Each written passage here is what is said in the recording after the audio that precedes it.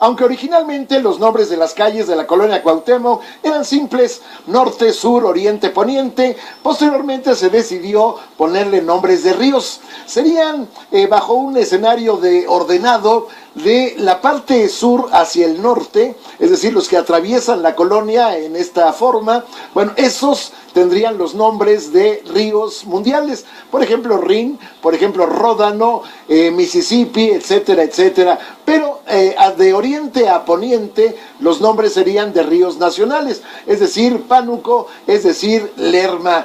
Ahí estaba una colonia que al principio, pegada hacia la parte oriental, había dado el asombro, había creado el asombro de la gente por sus fastuosas mansiones.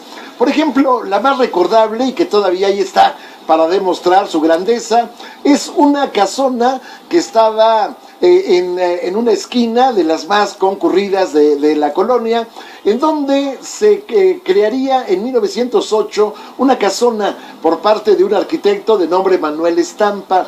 La intención es que él viviera con su familia en esta mansión impresionante y posteriormente, cuando viene la decena trágica, la familia sale del país, la casa se alquila, aunque antes de hacerlo, bueno, pues llegaría la revolución, ahí se instalaría mi general Felipe Ángeles con su cuartel, aprovechando la cercanía justamente de la estación Colonia.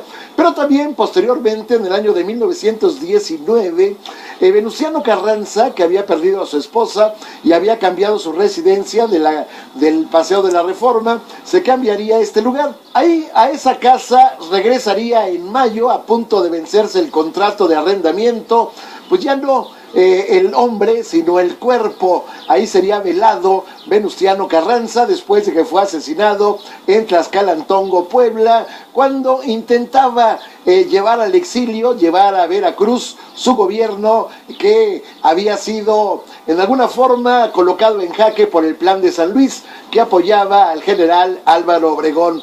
En esta casona, finalmente, bueno, pues habría dos generales, uno de ellos Juan Barragán, que se la regalaría a Julia Carranza, la hija mayor de Venustiano Carranza, quien había vivido los últimos años con él. Posteriormente llegaría otra de las hermanas, otra de las hijas de Venustiano Carranza, casada con el general Cándido Aguilar. Posteriormente, después de habitar un tiempo la casa, la arrendarían a como una embajada, concretamente la embajada italiana. Sin embargo, posteriormente, bueno, pues la casa la tomaría el gobierno para realizar justamente el museo en honor de Venustiano Carranza. Ahí están, por ejemplo, los recuerdos de lo que fue el Congreso Constituyente de 1916-1917. Ahí están las curules, ahí están las oficinas que llegaron a tener los constituyentes en ese lugar. Ahí está el recuento de cómo fue aquel escenario que dio pauta a la Constitución de 1917.